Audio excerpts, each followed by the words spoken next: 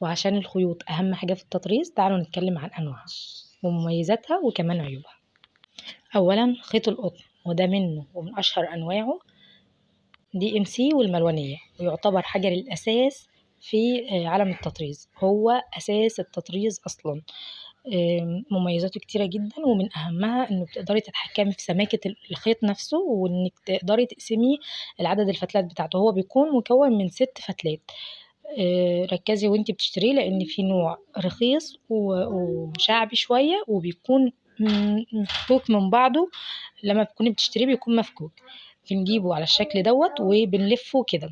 بنجيب منظم بيكون كرتون او خشب او اكليريك حسب ما انتي عايزة، وبتلفيه. حتى لو مش متوفر عندك الشكل دوت من المنظمات، بتلفيه على مشبك من بتاع الغسيل.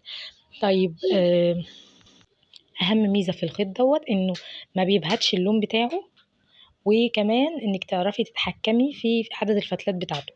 مشكلته الوحيدة بقى ان انتي مش هتلاقي الدرجة المناسبة. لو مثلا هو بيجي عبارة عن علبة فيها يا 50 شلة يا 100 شلة، تمام، وكل لون بيكون فيه شلتين بس منه.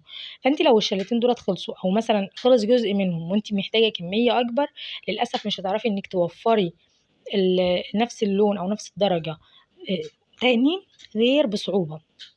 لان اغلب المحلات مش بتبيع فرداني، يعني مش بتبيع اللون لوحده. يقول لك انا مش هخسر علبه علشان خاطر حاجه زي كده، انت عايزه بقى هتشتري علبه تاني.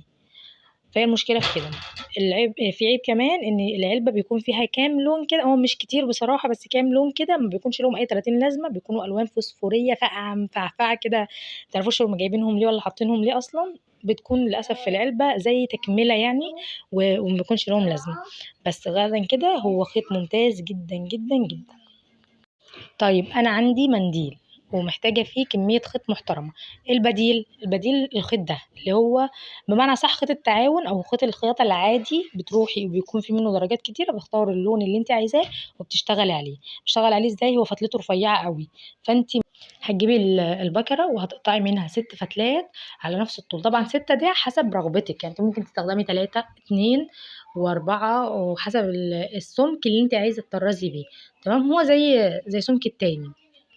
ميزته بقى ايه؟ ان هو بيبقى ما شاء الله كميه كبيره قوي، سعره حلو وكميته بتبقى كبيره قوي، فانت مش هتشغلي بالك بقى ان البكره خلصت وكده. اما بقى بالنسبه للعيب اللي فيه، فانه الفتل بتاعته مش ماسكه في بعضها، فده بيخليها صعب شويه في التطريز. بس له حل، وهو انك هتجيبي فازلين وتمشي كده على الفتله، يعني تلميهم مع بعض بالفازلين وهيكون معاكي تمام جدا. الخيط بقى اللي بعد كده الخيط اللي هو البكرات اللي هو الشكل ده. انا ما اقصدش الماركه، انا اقصد الشكل ده. الشكل ده حلو جدا وله استخدام حلو جدا وبيدي شكل حلو. بس مشكلته بقى هي ان انواعه مش مضمونه قوي، وانه لازما تجيبي نوع يكون بيرفكت، لانه بيبهت الوان. انا اول استخدام ليا من البكر ده بهدل الدنيا بجد، وكان وحش جدا. بس انتي لازما يعني تجيبيه نوع حلو. افضل انواعه ماركه اسمها برايت ديت. دي اعلى حاجه فيه. لو متوفرة عندك النوع دوت هاتيه وهو حلو وجميل جدا جدا جدا في التطريز. بيكون سميك شوية، بس أنا زي ما قلت لك انتي حرصي شوية بس من إنه يكون اللي هو التقليد بتاعه. الخيط ده غير قابل للفصل، يعني انتي مش هتقسميه فتل زي التاني، لا هو كده على بعضه. هو سميك شوية وبيحتاج الحاجات اللي انتي بتبقي عايزة فيها ايه، كثافة، زخارف بقى وشغل ورد والحاجات دي، هي اللي بتنفع معاه.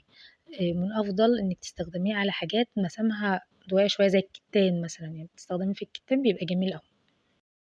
أمّا بالنسبة للخيط اللي بعد كده فهو خيط الحرير. ده بيكون شكله فتلته بتكون ناعمة جدًا، بيدّي لمعة حلوة أوي في الشغل، و يعني هو أغلى شوية من القطن، لإن نهايته أو نهاية الشغل بيه بتكون شكلها جميل جدًا.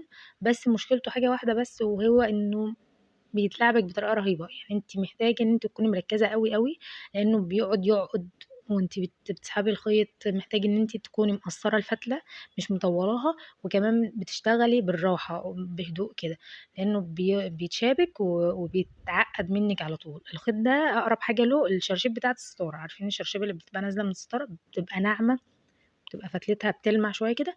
هو زيه، يشبه له، ده اقرب تشبيه له. شغله حلو بس هي مشكلته بقى في التعقيد، وهو نسبيا في السعر اعلى شويه من القطن.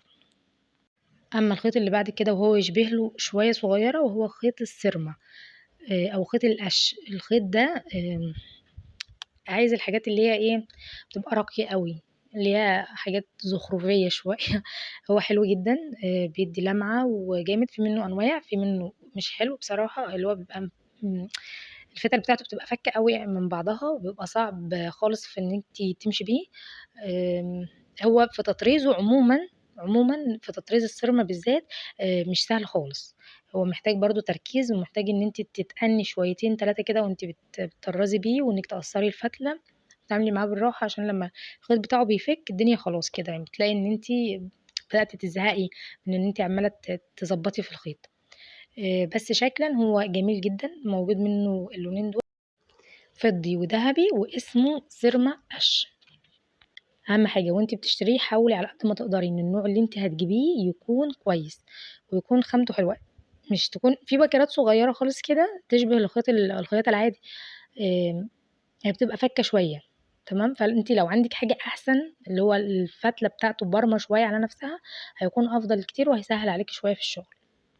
الخيط اللي بعد كده ممكن ناس تستغربوا شوية، بس هو خيط الصوف. الصوف يا جماعة بيستخدم في التطريز، وبيتعمل بيه شغل حلو جدا جدا جدا. بتعمل منه اللي هو الوردات البارزة، وبيتعمل منه لو مثلا بتعملي خروف مثلا، اللي هو الفروة بتاعته، بتعمل منه أشكال حلوة قوي قوي. بس هي بقى مشكلته ايه؟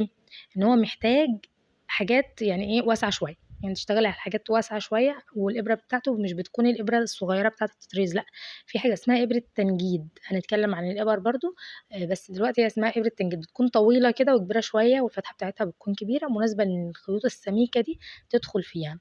شكله بيبقى تحفة في التطريز. شكله مناسب أكتر بقى في الحاجات اللي هي البارزة والشغل الفني، اللي هو الحاجات الكبيرة، مثلا هتاخدي مساحة كبيرة قوي، فالصوف بيكون أفضل كتير من الخيط الصغير. يدخل بقى معانا على طول بعدها شرايط الستان. شرايط الستان اشهر حاجه بتعملها اللي هو الورد، هي زخرفيا في الورد على طول، ورد الستان.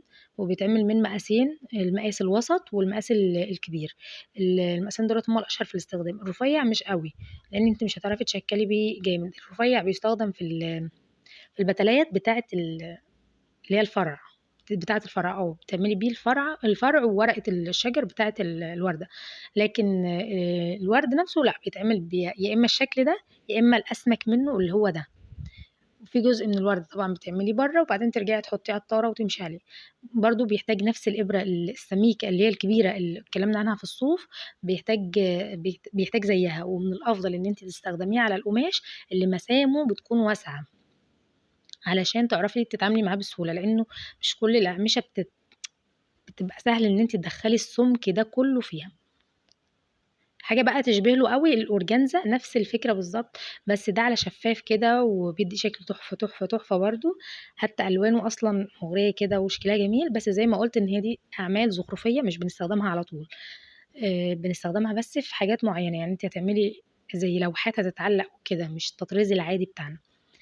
بس كده، ده كل اللي يتعلق بالخيوط، ده اسمها شرايط أورجانزا، تمام. ده كل اللي يتعلق بالخيوط. لو عجبكم الفيديو واستفدتوا منه، اكتبوا لي محتوى الفيديو اللي جاي يكون عن ايه، ونتكلم عن ايه بالتفصيل.